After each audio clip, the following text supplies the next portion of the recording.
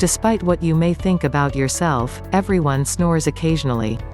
It's a natural occurrence due to the relaxed tissues in your throat to vibrate and cause harsh, irritating snoring sounds.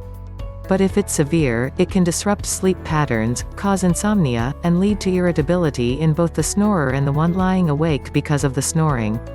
Here are 5 ways to stop snoring. 1. Sleep on your side. Sleeping on your back sometimes causes the tongue to move to the back of the throat, which partly blocks airflow through your throat. Sleeping on your side may be all you need to do to allow air to flow easily and reduce or stop your snoring. 2. Extra virgin olive oil. To get rid of snoring, simply sip some extra virgin olive oil to moisturize and smoothen your airway passage and prevent the blockage caused by your throat muscles when you sleep. 3. Limit or avoid alcohol before bed. Try not to consume alcohol for at least 2 hours leading up to your bedtime. Alcohol can relax the throat muscles, causing snoring. Enjoying the video? Then give it a like and subscribe to our channel.